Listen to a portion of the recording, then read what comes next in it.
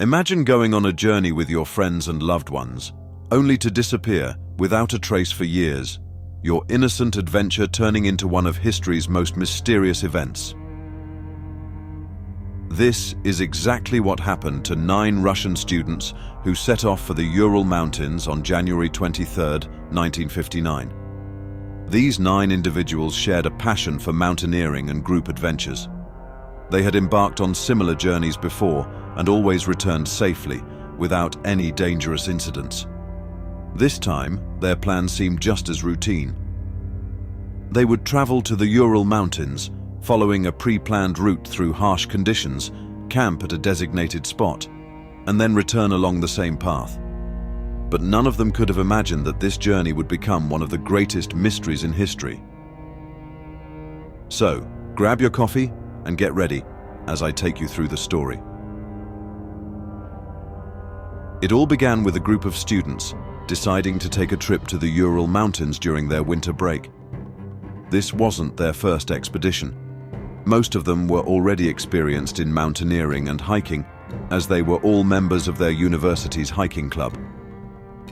The first member of the group, Yuri Krivonishenko, was a student of radio engineering. The youngest member, Lyudmila Alexandrovna Dubinina, was known for her composure, even after being shot in the foot by a hunter on a previous trip. The group's leader, Igor Dyatlov, studied radio engineering at the same university as his friends. Igor was known for his intelligence and bravery, and being a skilled engineer, he often provided the group with electronic devices that proved useful on their journeys. Another member, Alexander Kolevatov, was the brightest of the group, studying physics and excelling in his studies. Zinaida Kolmogorova, another brave member, had once been bitten by a venomous snake during a trip, but chose to continue the journey. Yuri Nikolaevich Doroshenko, like his friends, was passionate about mountaineering and had led 4 out of the 8 mountain trips he had participated in, making him a highly experienced member. Rustem Vladimirovich Slobodin was the athletic one of the group. The penultimate member, Nikolai Vladimirovich Thibault, and the most mysterious member, Semyon Alexeyevich Zolotaryov, stood out. Semyon was a former KGB agent and a World War II veteran, much older than the rest of the group by about 15 years, and had a history that was shrouded in secrecy. He joined the young students on their journey, even though he had no prior connection to them, adding an element of mystery and fueling conspiracy theories. Lastly, the luckiest member of the group, Yuri Yefimovich Yudin, turned back due to illness before it was too late. The group set out on January 23, 1959, by train from Sverdlovsk, arriving at Serov station on January 24th. That evening, they boarded another train to Ivdel. After spending the night in Ivdel, they took a bus to the village of Vizhai the next morning. After spending a night there, they sent their last letters to their loved ones on the morning of January 26th, before embarking on the journey that would seal their fate. At this point, Yuri Yudin's illness had started to worsen, but he still thought it was too early to turn back. Thus, the group began their fatal journey. As they traveled, Yudin's condition deteriorated, and although he didn't want to return, his friends eventually convinced him to head back. After a few hours of travel, they reached the wooded area of Sector 41, where they would continue on horseback. As they journeyed from Sector 41 to the second northern settlement, Yudin's condition worsened further, leading him to make the difficult decision to return to the village.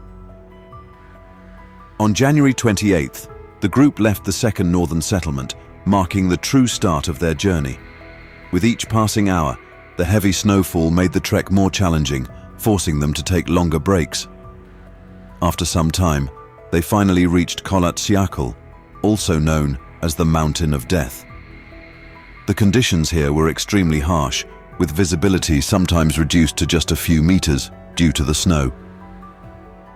On February 1st, in such dangerous weather, they set up camp in a perilous area. The altitude was high, and they had chosen this risky spot to avoid having to backtrack. But the truly terrifying part was that they were never heard from again. Days passed after the group had set out, But their families and friends didn't worry immediately, as the group had been late on previous trips and had experienced communication issues. Everyone assumed it was just another of those instances, and that the group would return safely soon.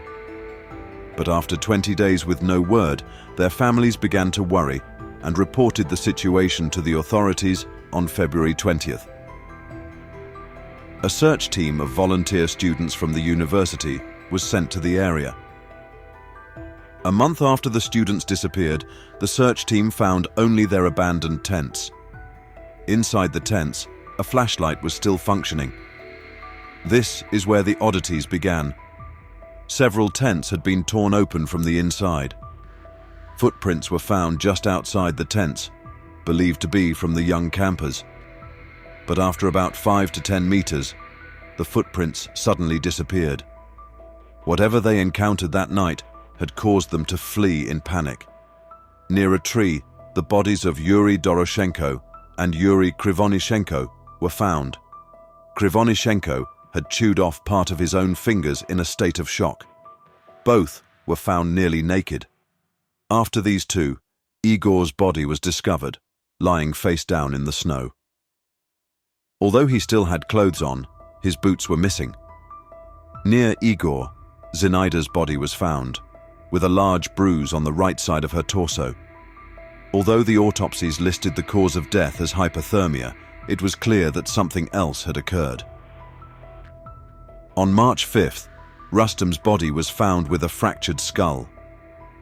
3 months later, the remaining 4 bodies were discovered, and their conditions were no different. Some had broken necks, others had fractured ribs. Strangely, radiation was detected on Lyudmila and Krivonishenko. Whatever happened that night was shrouded in a great mystery. So, what exactly happened to these young people?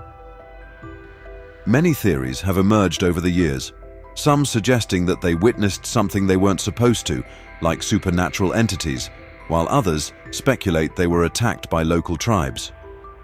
Perhaps the most mysterious theory involves Semyon, the oldest member and former KGB agent, who some believe intentionally led the group to the area where they encountered Russian agents and were subsequently killed. Another theory suggests they stumbled upon a secret military experiment that the Russian government was conducting in the area, and they were eliminated to keep it a secret.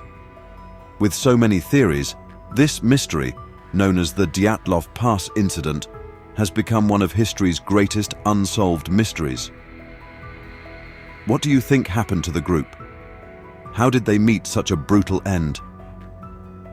I'm curious to hear your thoughts. If you've watched the video this far and I've managed to spark your curiosity, please support me by liking the video and subscribing to the channel. Thank you for watching. And remember, whatever you do, never be without a story.